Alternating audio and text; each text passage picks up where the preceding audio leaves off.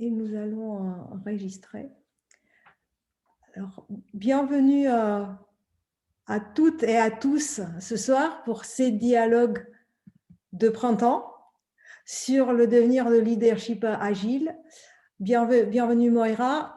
Moi-même, je suis Wana Junku et j'aime m'appeler un Agile Leadership DJ qui mixe plein de pratiques qui aident les équipes et les individus à être fiers de leurs résultats.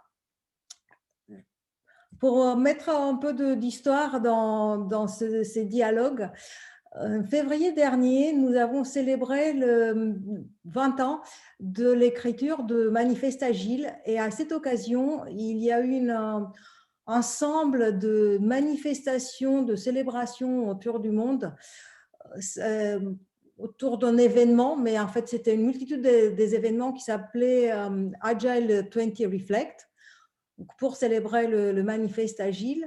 Et c'est dans ce cadre-là où j'ai eu envie de créer ces moments de dialogue au coin de feu, c'était en février, sur le devenir du leadership agile 20 ans après l'écriture du manifeste.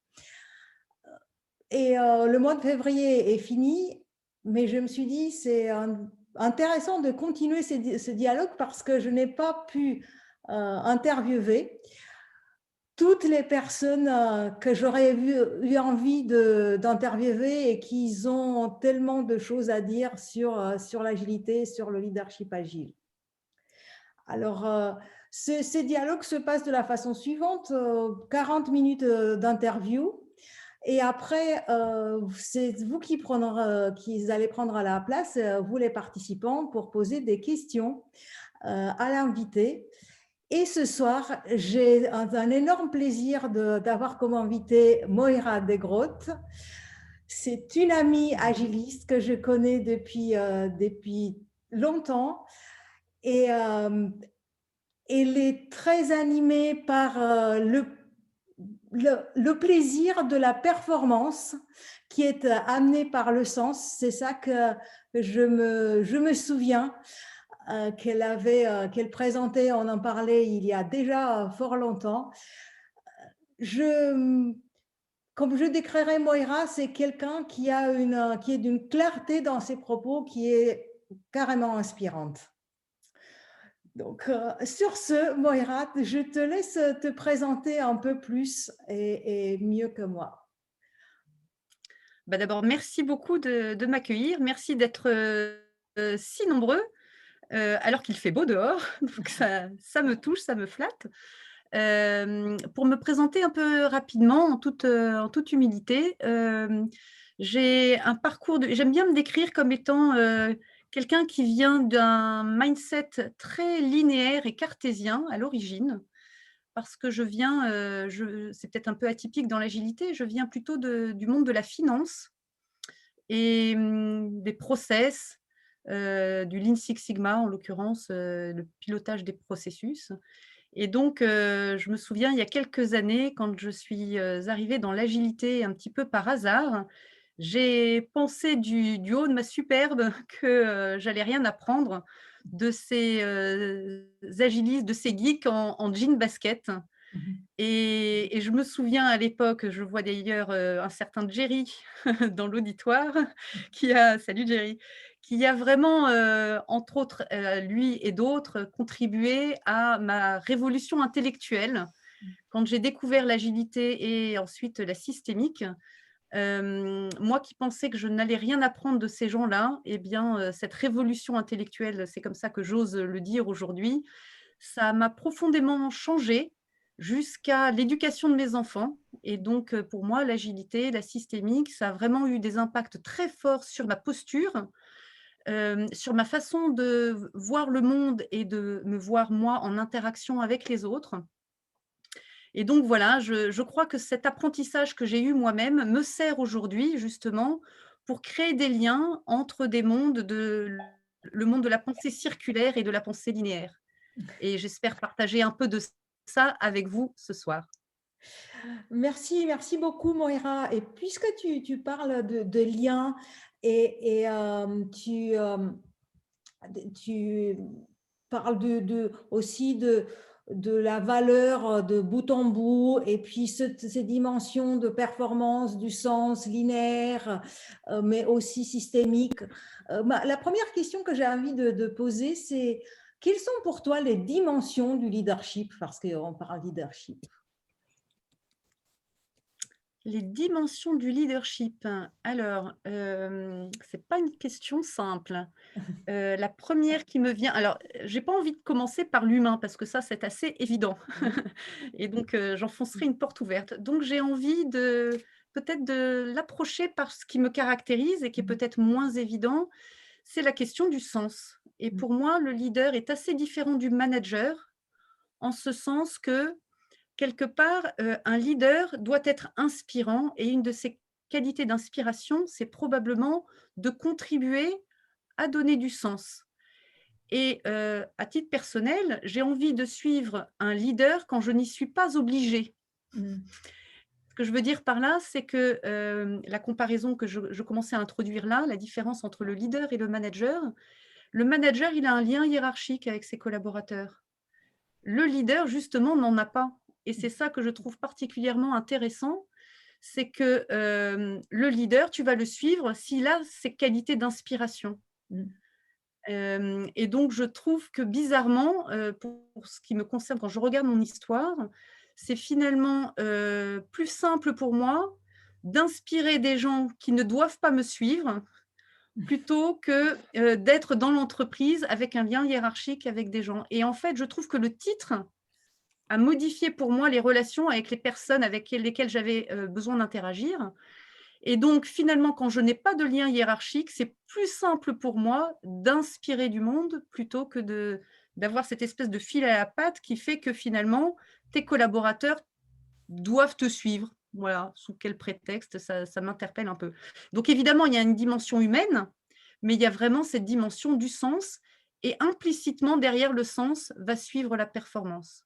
Le sens pour moi permet de faire résonance avec le sentiment d'utilité du collaborateur et donc quelque part, un collaborateur qu'il sent qu'il contribue à quelque chose qui fait sens pour l'entreprise, ça résonne avec son sentiment d'utilité.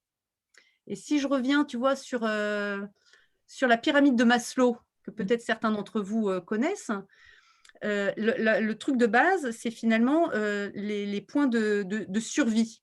Mais quand on est collaborateur dans une entreprise, on a son salaire. Donc la question de la survie ne se pose plus. Donc on peut commencer à penser aux étages un peu supérieurs de la pyramide de Maslow. Et donc l'étage un peu supérieur, ça commence à toucher à des questions autour de l'épanouissement et donc la question du sens. Et donc je trouve que encore plus que dans la vie classique, dans la vie d'entreprise, parce qu'on a son salaire qui tombe, eh bien la nécessité du sens s'impose quelque part assez vite. Et on voit dans l'entreprise souvent des collaborateurs qui sont en quête de sens parce que le sentiment de survie, donc il est assouvi et que donc arrive tout de suite le deuxième étage de la pyramide de Maslow.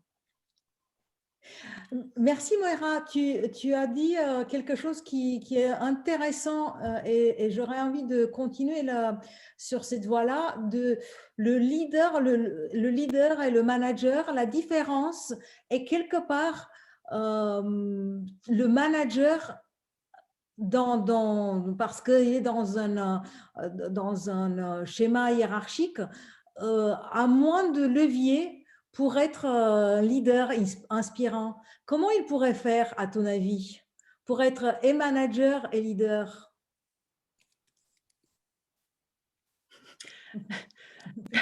La première réponse qui me vient, c'est de l'incivilité ou indignez-vous. J'ai envie de dire, enlevons les grades de manager, ça nous faciliterait la vie parce que du coup, pour être suivi, on devient vraiment, implicite enfin, la question du sens s'impose, c'est-à-dire que pour que les choses se passent, il faut qu'elles fassent sens.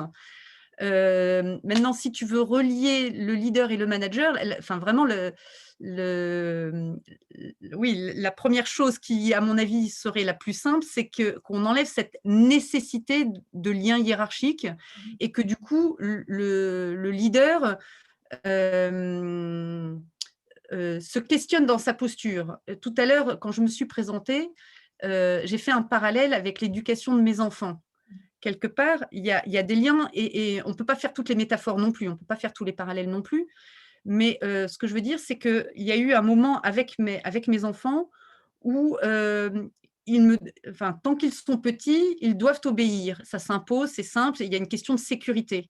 Et puis, quand les enfants grandissent, ils deviennent adolescents, il va y avoir le passage à l'âge adulte. Et quelque part, à un moment, se pose la question, est-ce qu'ils veulent continuer à suivre papa-maman ou bien est-ce qu'ils se construisent en tant que personnes et quelque part peuvent faire leur vie de façon autonome. Et là, c'est là que je fais le parallèle. C'est-à-dire que pour moi, qui était précédemment, dans leurs premières années, plutôt dans une posture directive, sous-entendu de lien hiérarchique, tout d'un coup, la relation avec eux change avec, d'une façon progressive, un lien d'égal à égal.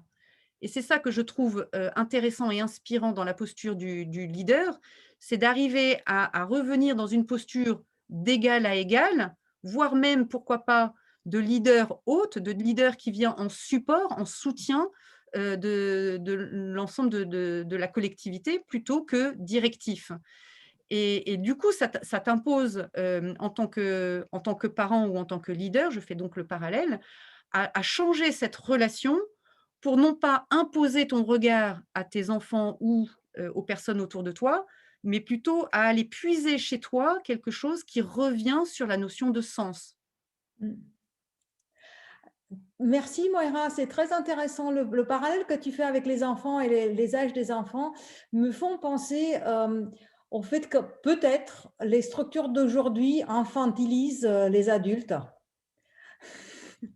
et que parce que quelque part il y a un paradigme d'enfant de petit âge qui doit être gardé par Oui, alors les parents. là-dessus, en fait, là où je te rejoins, c'est qu'il y a une forme d'infantilisation qui est dommageable pour tout le monde finalement, et qui est quand même issue, je crois, de la culture, la culture d'origine, que nous avons en France, tout ce qui est autour du taylorisme et la pensée, selon laquelle certains peuvent penser le job des autres alors qu'ils ne l'opèrent pas. Il y a ça d'une part et il y a aussi le mode un petit peu, cartésien qui vise à faire des prévisions pour d'autres et ensuite à s'attacher à ce que ces prévisions soient effectivement, réalisées. Et je crois que quand je dis que c'est dommageable pour tout le monde, évidemment, on comprend vite que c'est dommageable pour les personnes qui sont dans ces jobs pensés par d'autres qui du coup, devraient, suivre les procédures écrites par d'autres. Donc ça, c'est assez simple à entendre. Mais en fait et ça fait partie, je pense, de ma culture qui vise à relier en fait, ceux qui pensent pour les autres et ceux qui font et plutôt que d'opposer tout ce monde-là, de créer des passerelles entre les uns et les autres. C'est le fait et je vous ai dit tout à l'heure, je viens du lean, hein, donc le lean a une tendance à essayer d'éradiquer la variation et à penser les choses pour les autres. Ou pas d'ailleurs, ça dépend de la façon dont on comprend le lean. Le lean, alors, c'est aussi quelque chose qui vient du terrain et qui permet aux collaborateurs qui sont proches de l'information d'être force de proposition, d'être pertinent, d'être, prise d'initiative et d'amélioration continue pour, faire sens dans l'entreprise. Et donc, ce que je veux dire par là, c'est que, faire accepter, au management le fait que, il est pertinent d'intégrer un peu de variation dans les process, d'autoriser la prise d'initiative des collaborateurs pour le bénéfice de tous, en fait. Non seulement le bénéfice du collaborateur qui se sent réengagé parce qu'il est mobilisé sur ses neurones plutôt que sur ses bras. Il a des choses à penser, il a des choses utiles à apporter à l'entreprise, mais ça va avoir plein d'autres vertus et notamment le fait de traiter les clients dans leur singularité. J'aime bien cette petite histoire, que je sors parfois qui consiste à dire: «Quand je suis collaborateur et que je lis une procédure à un client», par exemple dans un service après-vente, un client se trouve face à un problème. On lui lit une procédure de service après-vente. Donc on a traité son problème. La première fois, pour peu que la procédure soit bien rédigée, le client est content. Mais s'il se passe la même chose une deuxième fois, le client a l'impression qu'il est traité comme un numéro. Et donc, il faut introduire en toutes circonstances un peu de variation, un peu de prise d'initiative pour chacun, pour le bénéfice du client, pour le bénéfice du collaborateur et au final pour le bénéfice de l'entreprise. Et ça vient s'inscrire quand même un peu en différence par rapport à la pensée classique de certains qui aimeraient que les choses soient vraiment hyper standardisées. Donc faire comprendre à ces managers que c'est leur propre intérêt que d'introduire un peu de variation dans les process, de changer la posture pour transmettre la vision et autoriser, plus qu'autoriser, favoriser cette prise d'initiative locale. C'est là qu'est l'information, c'est là qu'est le sens et c'est là que va être du coup le réengagement de chacun. C'est ce que tu dis me donne envie de revenir avec une question sur le sens et le lien entre on m'a parlé de leader, mais j'aimerais que tu nous éclaires plus sur le lien que tu fais entre le leadership et le sens. Le leadership comment le sens peut soutenir ou faire émerger le leadership de chacun. Alors, je dirais que le leadership, il a besoin de peut-être deux choses. Il y a une des choses qui va être le sens, c'est-à-dire quel est bon, quand on parle de vision, c'est aussi des mots un peu galvaudés. Donc, en fait, qu'est-ce qu'on vise? Quel est le cap? D'accord? Et donc ça, un des volets du leadership. Je crois que le deuxième, c'est ce que j'essayais d'amener là, c'est au-delà du cap, de permettre à chacun de trouver dans ses tripes la motivation intrinsèque. Et donc, une fois que tu as donné le cap, si tu donnes le cap et qu'ensuite tu es directif sur la façon d'atteindre ce cap, ça ne suffit pas pour être un leader. Je pense qu'il faut vraiment les deux dimensions, à la fois le cap, mais aussi cette façon de donner un peu de souffle, un peu d'espace de liberté, un peu de prise d'initiative à chacun pour trouver son propre chemin. Et pour moi, le leadership s'étoffe de ces deux dimensions, à la fois la direction et le degré de liberté offert à chacun pour trouver son chemin vers le cap. Merci Moira. Pour continuer un petit peu dans ces domaines-là, en parlant plus de leadership que de la posture de leader, si on dit que chacun est un leader, comment es-tu d'accord ou pas avec cette affirmation? Alors ça, c'est intéressant. Je me suis jamais posé la question dans ces termes. C'est très subjectif ce que je vais répondre comme tout le reste, bien sûr. J'ai l'impression que tout le monde n'est pas leader ou alors peut-être pas leader en toutes circonstances. Mhm.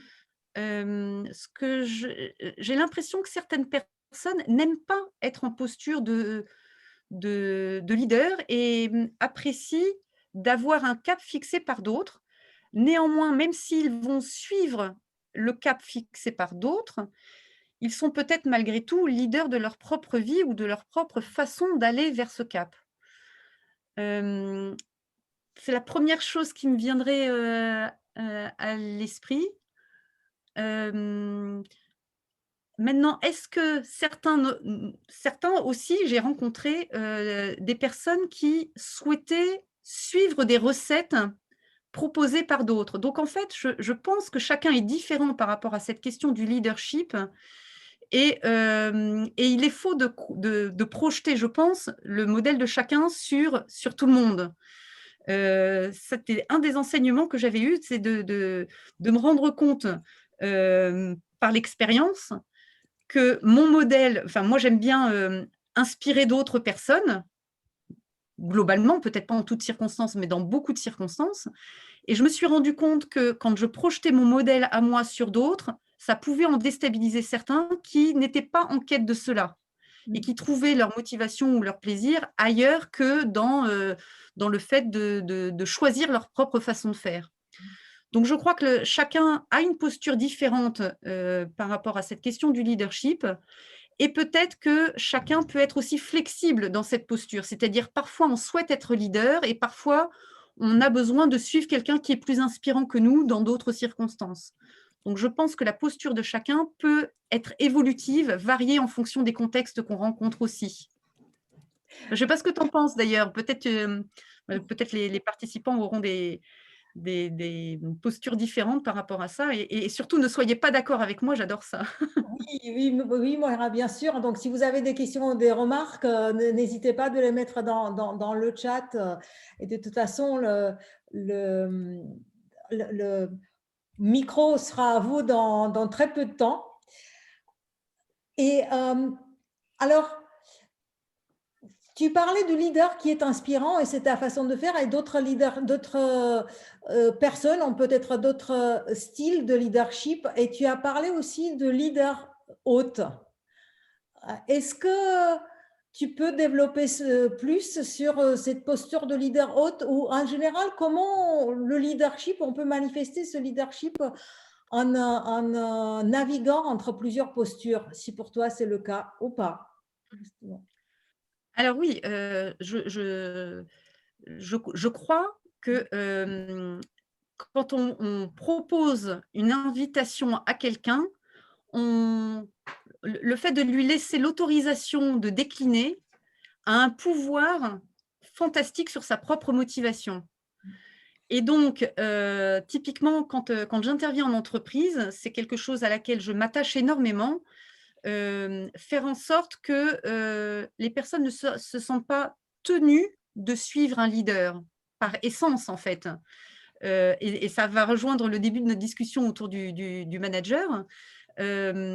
Pour moi, il est plus simple de donner une proposition à quelqu'un, de décider de suivre, telle autre personne. Ça serait même dissonant d'imposer à quelqu'un de suivre un leader. C'est-à-dire qu'il utiliserait un levier qui est contresens par rapport à ma notion de leadership que j'évoquais tout à l'heure.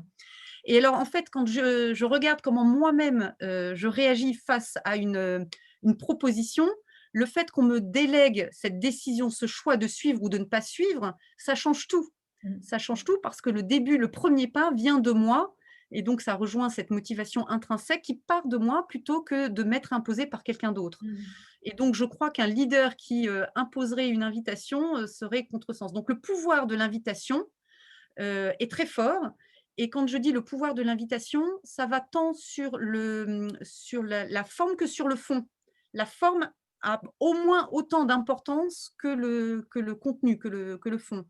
Et donc, si je dis à quelqu'un, tu viens ou tu viens, voilà, je crois que j'ai pas besoin de faire un dessin, ça change radicalement la chose.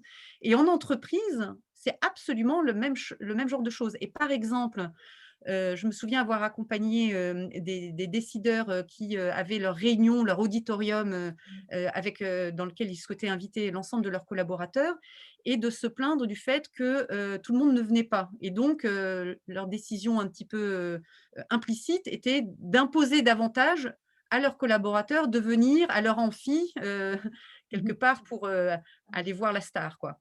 Et moi, en fait, je pose la chose un peu différemment.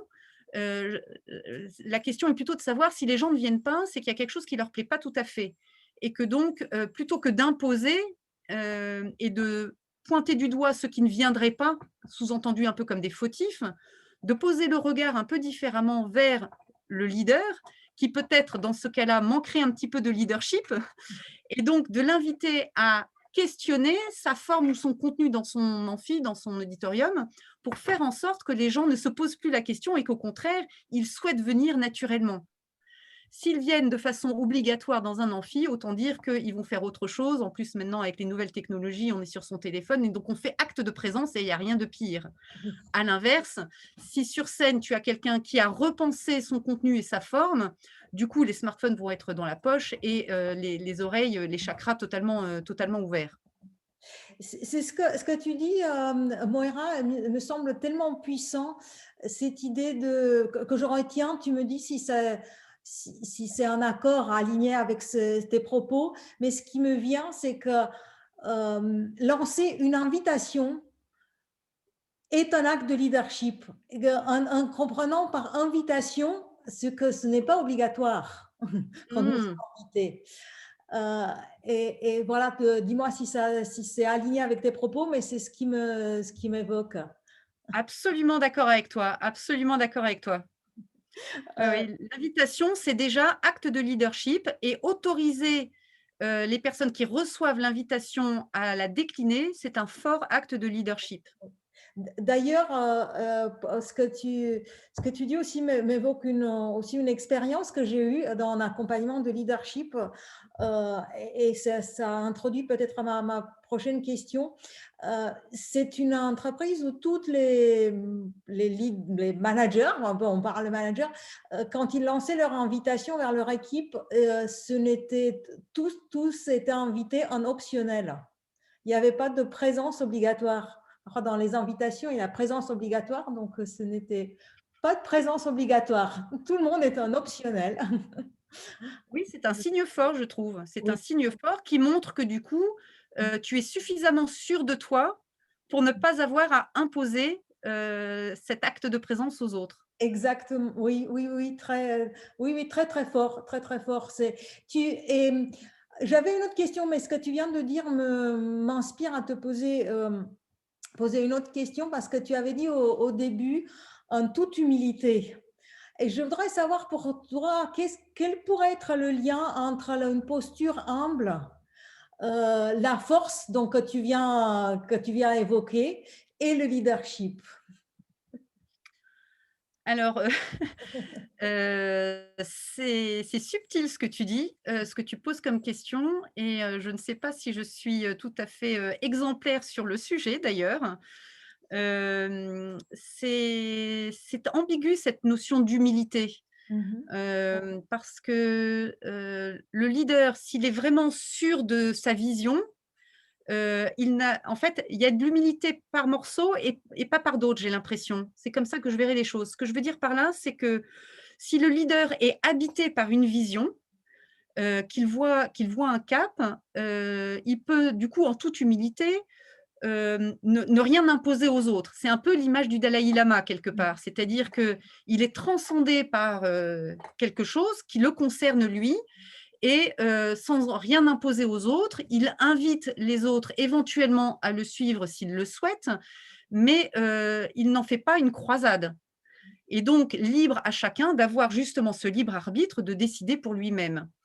Et ça, du coup, c'est à la fois de l'humilité et un manque d'humilité. C'est en ça que je dis qu'il y a une certaine ambiguïté, c'est-à-dire qu'il est tellement sûr de lui, ce qui n'est pas de l'humilité, et en même temps, tellement sûr de lui que du coup, il n'a rien à imposer à qui que ce soit.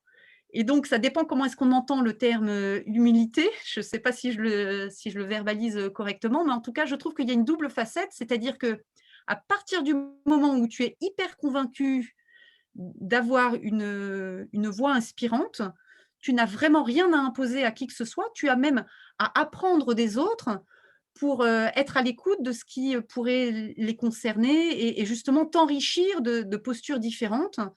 Et donc je crois beaucoup et j'aime beaucoup cette notion ambiguë autour de leadership et humilité, parce que, c'est quelque part, les 2 volets de la même pièce, mais tu les regardes différemment et elles se complètent.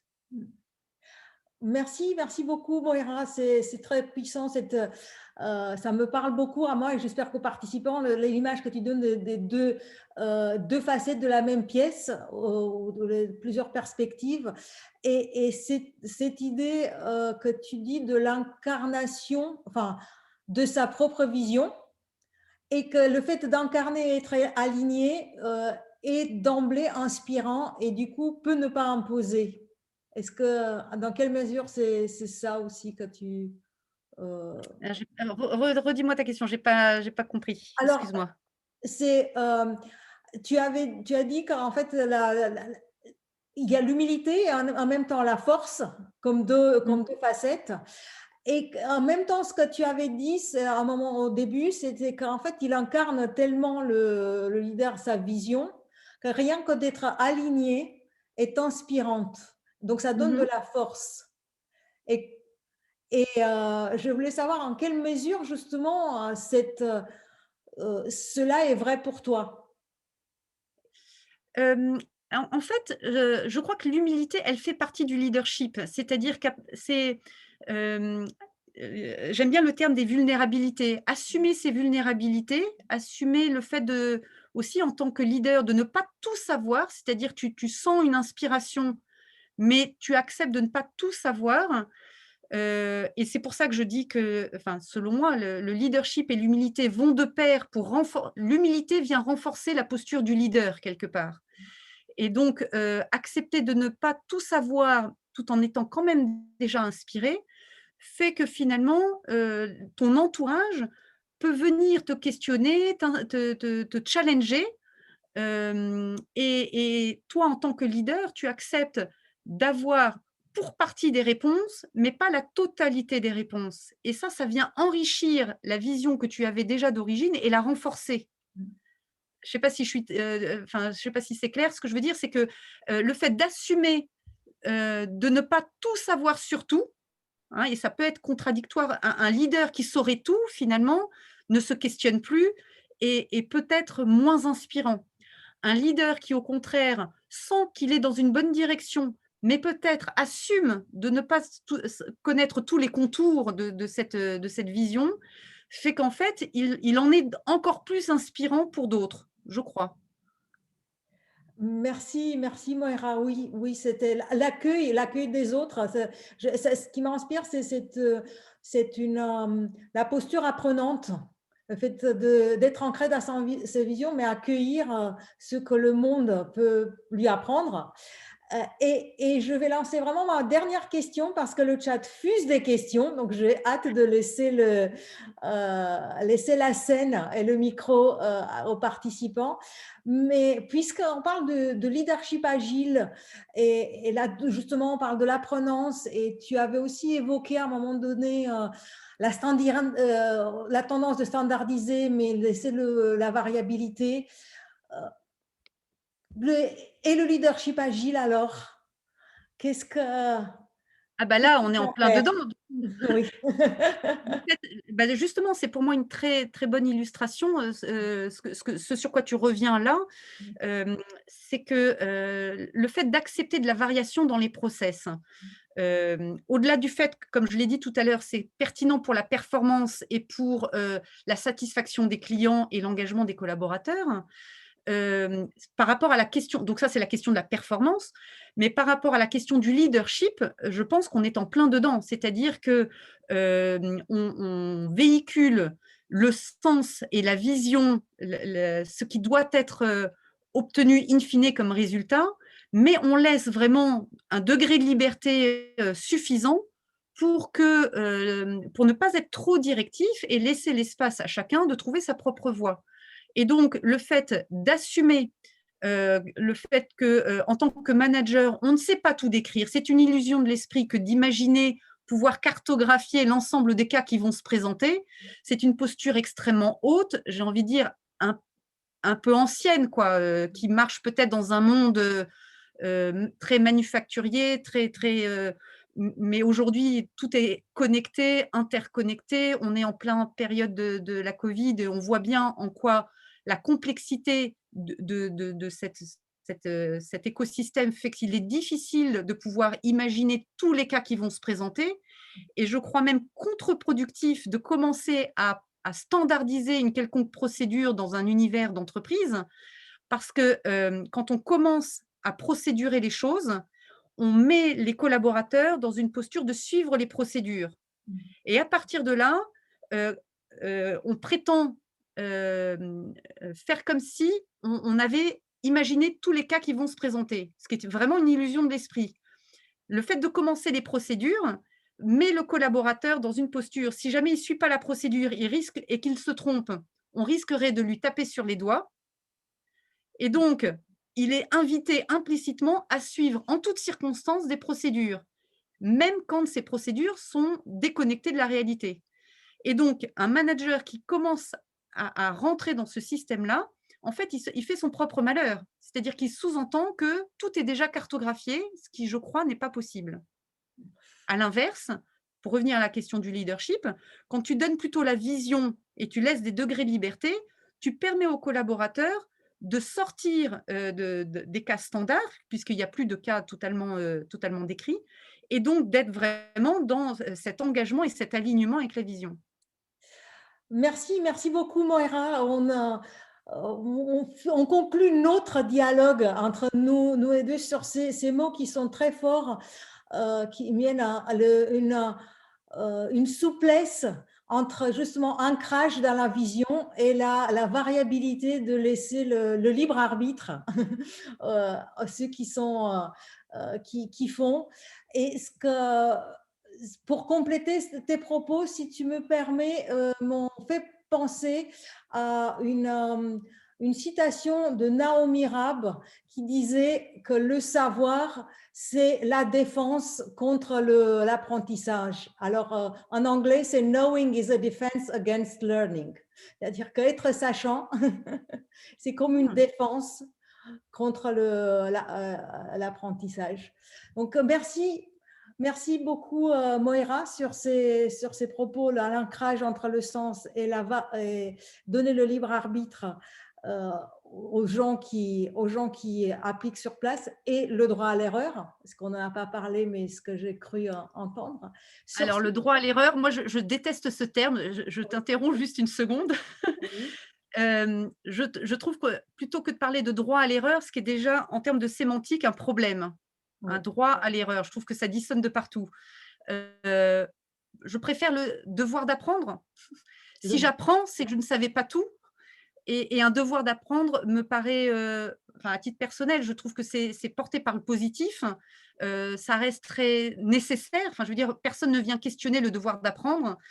Le droit à l'erreur, bah, si c'est une erreur, c'est que c'est déjà un problème. Donc, en quoi est-ce qu'on peut avoir le droit de faire un truc qui est un problème? Ça me je n'aime pas cette sémantique, enfin, je suis pas très fan de cette sémantique, on va le dire comme ça et par contre, le devoir d'apprendre me paraît plus positif, si je peux me permettre. Enfin bon, merci. ça laissera les participants, Merci, réagir peut-être. merci Moira, merci et merci effectivement de rappeler qu'en fait erreur et échec, ce n'est qu'un jugement et c'est avoir juste un regard sur une situation et qu'il y a d'autres regards. Donc l'erreur et l'échec n'existent pas, en Mmh. effet. Et Je l'apprentissage. vois quelqu'un, Farouk, qui parle de droit à l'expérimentation. Voilà, ça me paraît effectivement, je suis plus fan de ça, de droit à l'expérimentation, de devoir d'apprendre d'ailleurs, hein. On devrait même pas avoir le droit, on devrait avoir un devoir de ça, porté par l'entreprise.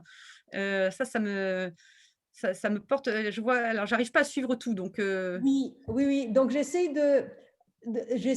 parce qu'il y a énormément de questions. Est-ce que je sais qu'Aurélie, si je me souviens, il y avait Aurélie qui avait posé la première question dans le chat. Donc, Aurélie, est-ce que tu veux, si c'est OK pour toi, de mettre ta caméra et de poser ta question, venir en avant? Que je peux Alors, la coucou. Alors, je ne sais plus quelle question j'ai posée tout au début. Je suis en train de remonter le chat. Alors, n'est pas une comprendre à ses limites pour être l'idée.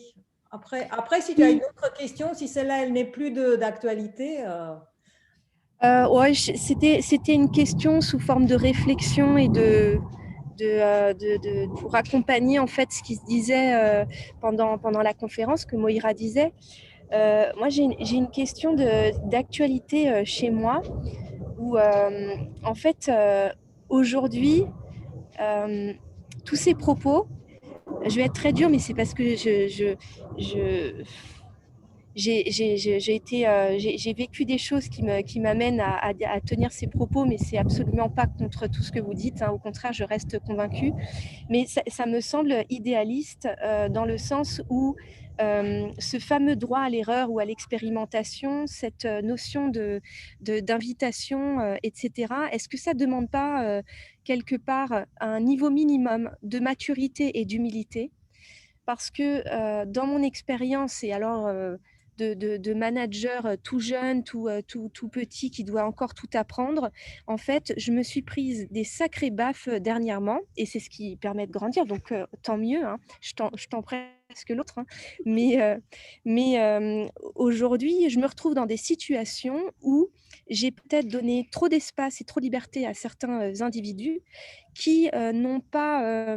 alors, je suis désolée si c'est teinté de jugement, mais c'est pour essayer d'être claire et de pas… je nomme personne, hein, mais qui me semblent avoir des comportements dominants qui vont du coup en profiter, qui vont manquer d'humilité et mettre en risque l'équipe ou une équipe parce qu'ils pensent qu'ils sont capables de faire et donc, quelque part, le leader qui laisse la place peut avoir un revers de médaille en se faisant bouffer ou en ayant des tentatives de se faire bouffer qui sont assez désagréables.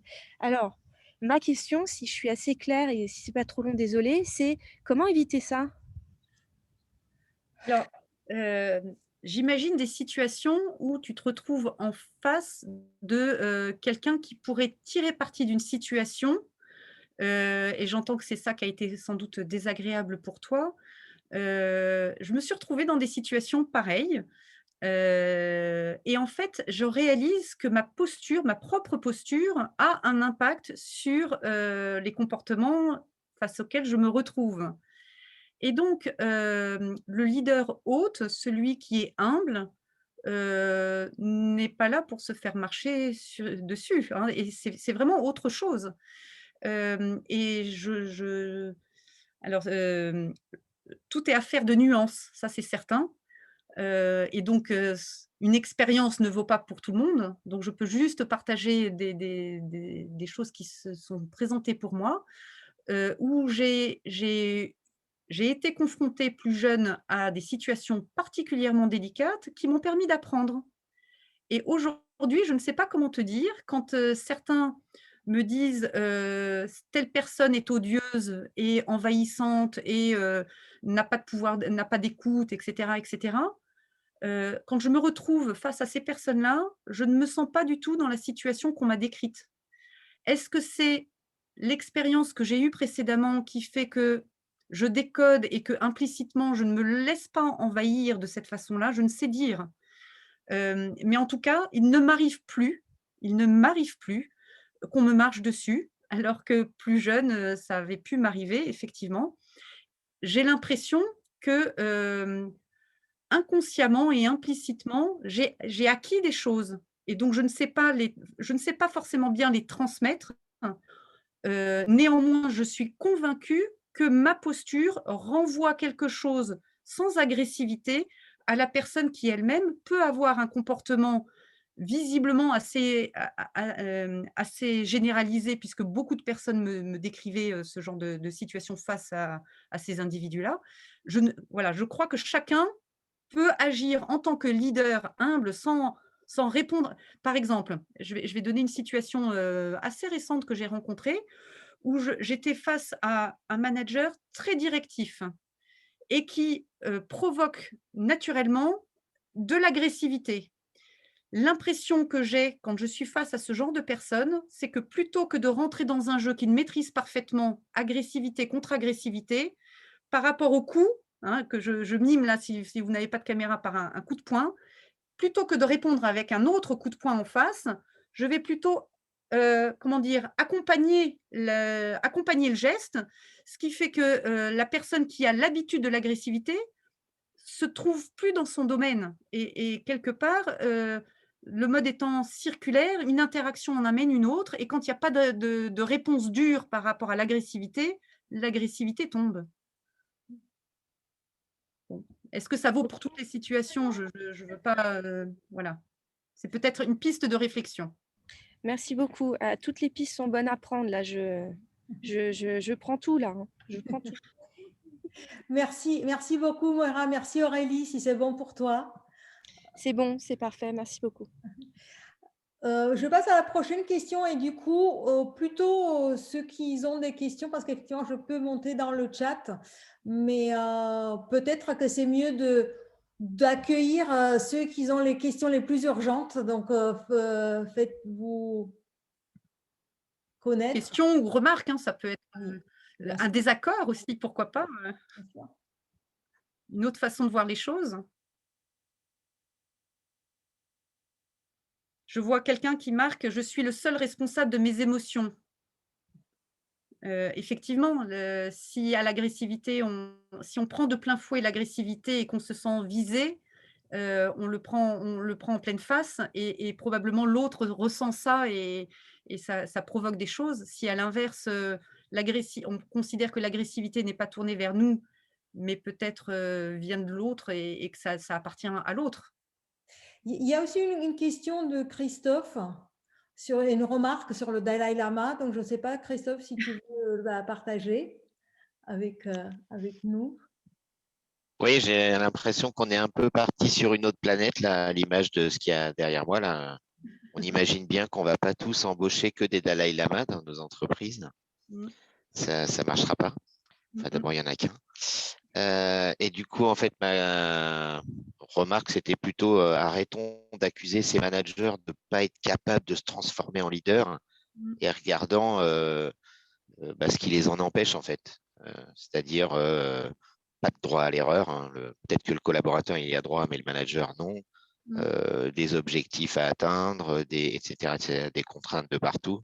Est-ce que c'est pas le cadre qui l'empêche d'adopter une posture un peu plus humaine? Alors, c'est un bon point que tu mentionnes et effectivement, la culture d'entreprise joue certainement et peut-être le manager du manager également.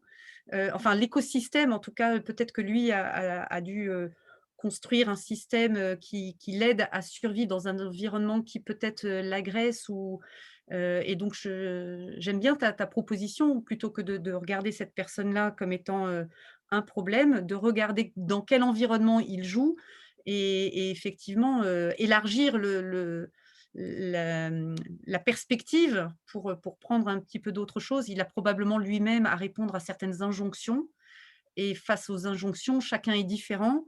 Il y a ceux qui vont répondre du mieux qu'ils peuvent aux injonctions, il y a ceux qui vont au contraire tenter de s'opposer si jamais ou de trouver d'autres voies, si jamais ils ont le sentiment que ça manque de sens. Donc chacun va être différent par rapport à ça et en tout cas certainement en réponse par rapport à une culture, dans laquelle il baigne. Mmh. C'est Merci. c'est bon pour toi, Christophe? Comme réponse, super. Merci pour ta question. Il y avait aussi une question d'Olivier, Olivier Patou, si tu, sur la proposition d'une vision. Est-ce que c'est une question? Oui, c'était plus une réflexion intérieure que je partageais. Alors, faut que je remonte un petit peu plus haut sur la question. Oui, lorsque Mayur a parlé, j'avais l'impression qu'au niveau de la vision, quelque part, sur la proposition et l'humilité, est-ce que c'était compatible? On était sur cette idée-là. Je me demandais si finalement le leader propose pas une vision qui crée de l'adhésion et puis du coup ça lui donne un feedback finalement par rapport à sa vision et du coup ça lui donne de l'empowerment et du coup il peut se sentir solide dessus et c'est ça qui va sans doute lui aussi l'aider à continuer d'inspirer les autres et qui va créer de l'humilité puisque du coup c'est une discussion, c'est un partage constant. Voilà, c'était ça que j'avais envie de partager. Mmh. Oui, j'aime bien ta façon de formuler les choses. Je suis très, très en phase avec ça et probablement c'est un cercle vertueux. À partir du moment où tu acceptes de ne pas tout savoir, ça renforce ton empowerment, comme je reprends ton terme, et du coup, sans doute, c'est un cercle vertueux qui s'auto-alimente. Mais il faut peut-être, arriver à ouvrir la première marche pour rentrer là-dedans. Ouais. Mmh. Tout à fait. Merci. Merci Olivier pour la contribution, c'est super. Il y avait aussi Yair qui avait une question, si tu veux la poser. Oui, en fait, ça a évolué au fur et à mesure de l'exposé. Merci Moira et Johanna, c'était très riche. Moi, ce que j'ai envie de dire à l'instant T, finalement, c'est, je connais mal l'agilité, hein, mais c'est quel est le périmètre finalement d'une mission? Parce que finalement, si je suis à la maille d'un manager et de son équipe, ça va être très différent que si je suis à la maille plus importante avec des dirigeants, etc. Alors, est-ce que ce sujet-là est réel ou je me pose des questions inutiles? Alors là-dessus, j'ai un regard peut-être un petit peu différent de certains. Pour moi, le leadership, il va pas bizarrement, hein, je m'autorise à pas penser comme tout le monde. Il va pas être vertical. C'est-à-dire que le leadership, il n'est pas forcément justement en haut où on rejoindrait la notion de manager. Mmh. Le leadership, tel que je le vois, il est davantage horizontal. Mmh. Horizontal et probablement assez proche du terrain. Donc je m'autorise vraiment à penser un peu différemment de certains. Et donc j'ai la faiblesse de croire que, justement le sens, il est davantage dans cette, en entreprise, hein, dans un service rendu transversalement au travers de différentes équipes, Mmh. un client étant sensible à un service qui est rendu par l'action de plusieurs équipes, les unes après les autres pour, rejoindre, le delivery. Enfin, là, je reviens sur des termes, peut-être d'entreprise où on reçoit un service d'un process transverse. Et donc pour moi, le leadership, il est plus naturel quand il est horizontal Mmh. que quand il est vertical. D'accord. Mmh. Donc, ça veut dire que ce sont des hommes clés dans l'organisation qu'il ne faut pas louper, ces gens-là, dans la configuration de la mission, les interviews, tout ça, non? Ah, Moira, je pense qu'on t'a perdu, tu es figé.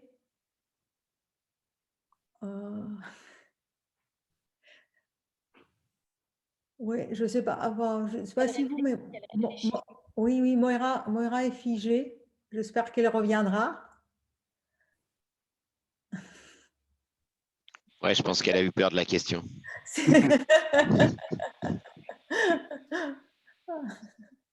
pense pas. Je suis sûre qu'elle reviendra avec nous. C'est peut-être une image de son art d'éviter les conflits. Oh, je suis sûre que justement, ce n'est pas la fuite.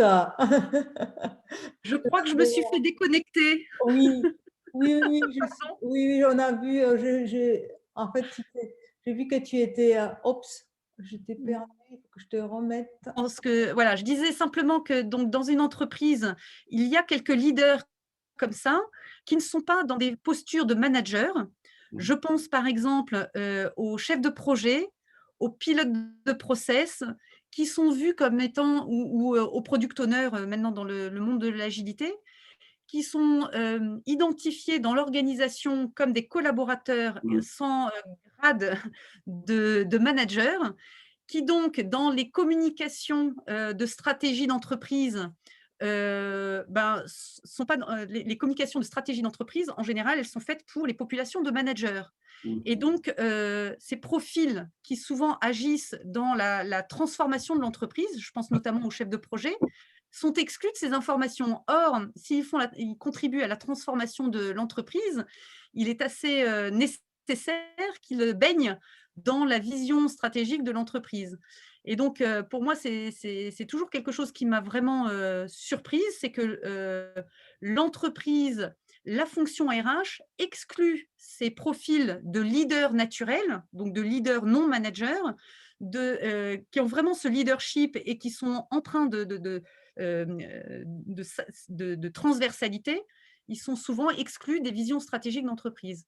Donc, ça serait peut-être s'il y avait des RH dans l'audience, je souffle la suggestion d'ajouter systématiquement aux communications aux managers, de rajouter dans les publics, dans l'audience, les leaders transverses, les chefs de projet, les pilotes de process, les pilotes les product owners, qui doivent mener de la transversalité, du leadership transverse et qui doivent être imprégnés de cette stratégie d'entreprise. Justement parce qu'ils n'ont pas de lien hiérarchique. Merci Moira. Mais Yair, est-ce que c'est bon pour toi? La réponse, super. J'aime beaucoup, Moira, c'est ce que tu dis. Et ça revient un peu, juste une petite parenthèse sur l'importance du leadership. Un autre acte de leadership, c'est de révéler le leadership à chacun. Les autres, c'est ce que tu dis, m'a fait penser à ça, donc j'avais envie de le poser. Il nous reste peu de minutes. Et qui a encore une question, une remarque pour Moira, une question brûlante ou une remarque, un apport à notre dialogue? Au revoir, Séverin, merci. Il y a eu dans j'avais noté merci un beaucoup. J'avais noté un commentaire qui m'a bien plu, c'est que celui qui fait une invitation invitante et qui assume le fait qu'on lui décline cette invitation, il a une posture humble. Rien que par le geste, ça renforce sa posture d'humilité et donc son leadership. Oui, c'est très, très, très puissant. C'est très puissant. Parce que quelque part, ce n'est pas d'être centré sur soi-même. Le fait d'accepter qu'on décline son invitation, c'est aussi de se... Oui, enfin, ce que je ressens. Moi, j'ai un apport. C'est comme le sujet est très passionnant et que c'est difficile de passer de l'abstrait au concret, à part avec des exemples. Moi, je propose que Moira nous organise des ateliers, au moins un atelier où voilà, on passe sur ce genre de questions sur un mural et que chacun apporte ses exemples pour les gens qui sont intéressés. Moi, je participerai si on fait un atelier sur ce sujet. Alors, un atelier sur quel sujet? Du coup, j'ai pas compris. Celui du leadership, tout ce dont tu as parlé, c'est pendant 1 heure. Il y a plusieurs sujets là-dedans. Ça part d'un seul, mais il y a beaucoup de sous-thèmes. D'accord, bah écoute, pourquoi pas, je retiens. Merci beaucoup Marwan pour la suggestion. Super. Tout dernier partage aux questions pour Moira avant de nous quitter. Oui, moi j'en ai une, s'il vous plaît. Oui. Si j'ai bien compris autour de la table, on est tous convaincus que le leadership du Dalai Lama, c'est une bonne piste à suivre. Comment est-ce qu'on fait pour faire venir les réfractaires à ces idées-là à des conférences comme celle-ci? Alors, écoute, moi je viens du monde quand même qui est assez, quelque part, qui est un peu l'inverse de ce que je suis en train de prôner. C'est-à-dire j'ai fait ma révolution intellectuelle, comme je disais au tout début. Je crois qu'il faut déjà utiliser leurs termes et leurs problématiques. Il se trouve que, par exemple, c'est une suggestion parmi certainement plein d'autres que vous pourrez avoir. En ce moment, je suis assez fan de pilotage. Et donc, quelque part, je propose un atelier autour de cette comment poser un système de pilotage sur un système complexe qui est intrinsèquement en évolution permanente. Et je souffle l'idée que le système de pilotage, puisque je suis imprégnée maintenant de systémique, le système de pilotage lui-même va avoir de l'influence sur l'objet piloté. Et donc c'est une suggestion, c'est une proposition, il y en aura certainement plein d'autres, c'est d'amener par le prisme de celui qui voudrait piloter, hein, qui voudrait justement maîtriser et contrôler, d'amener une réflexion sur l'impact de ce pilotage sur l'objet piloté. On sait très bien que quand on commence à regarder certains indicateurs, il y a des effets induits sur les comportements des uns et des autres, hein, je ne vous apprends rien. Et donc, d'amener ce genre de choses et peut-être une invitation à proposer aux gens qu'on va piloter, entre guillemets, hein, j'espère que vous avez compris que je mets des guillemets partout dans ce que je dis, d'inviter plutôt les personnes qui seraient amenées à être pilotées à proposer leur propre système de pilotage pour être plus performants, pour amener du sens, plutôt que de regarder des indicateurs qui ne seraient pas vécus comme étant tout à fait pertinents et porteurs de sens par le terrain. c'est peut-être un petit pas vers eux pour plus de performance, puisque tous ces gens-là cherchent évidemment de la performance, mais de la performance souhaitée, de la performance soutenable, de la performance acceptée. Et je pourrais peut-être faire un parallèle avec ce qui se passe aujourd'hui avec la Covid, parce que j'espère que vous avez compris que c'est un des sujets qui m'inspire énormément pour diffuser davantage ce genre de choses en entreprise. Il ne vous aura pas échappé que nous sommes assez surpris tous d'accepter le confinement, d'accepter de mettre des bouts de tissu sur le visage, alors qu'il y a un an, on vient de fêter les 1 an de tout ça, il y a un an, on ne se serait pas imaginé pouvoir faire ça dans un pays démocratique. Qu'est-ce qui fait qu'on accepte de se faire piloter de la sorte? C'est notamment parce qu'on est raccord avec la finalité, on est raccord avec l'intention et que nous avons tous fait le lien entre ces actions qu'on nous demande et la finalité. Et donc, on peut faire aussi quelques parallèles avec l'entreprise, même si c'est un peu audacieux, je conviens. C'est que pour pouvoir accepter ce genre de choses, il faut que les personnes aient compris l'intention et aient compris le lien entre leurs actions locales et l'intention recherchée. C'est une piste. Il y en aura sûrement d'autres. Et Christophe, j'imagine que tu auras plein d'autres idées. Merci. Personnellement, je ne mets le masque que pour ne pas prendre une prune, c'est tout. Voilà, chacun fait, tu vois, voilà. Le libre arbitre, à nouveau. Exactement, je ne t'imposerai rien. Merci, merci Christophe pour la question. C'est bon pour toi? Est-ce que c'est bon pour toi? C'est parfait. Merci beaucoup à vous deux et à tous mes coparticipants. Merci. Et merci Maura, c'est 19h04, donc nous avons un peu dépassé le temps. Encore une fois, merci beaucoup à toi et à tes exemples, comme je disais, pour ça, c'est que mon prisme, mais je trouve tes propos toujours d'une clarté inspirante et tes métaphores. Merci d'avoir accepté cette invitation. Et puis, encore une fois, toute ma gratitude, et peut-être si tu veux te rejoindre à moi, Moira, pour votre temps, un vendredi soir, donc une si belle journée de printemps, juste avant de dîner, d'avoir choisi de passer cette heure avec nous. Donc, merci à tous et très, très beau week-end. Merci beaucoup pour vos remarques pertinentes et surtout ne soyez pas d'accord, ça renforce le leader, pourtant qu'il en soit un. Merci Moira, bon week-end. Merci, et puis si ça vous intéresse, merci beaucoup. Merci, et il y aura d'autres sur le Meetup. Au revoir à tous. Au revoir. Bon week-end. Au revoir à tous.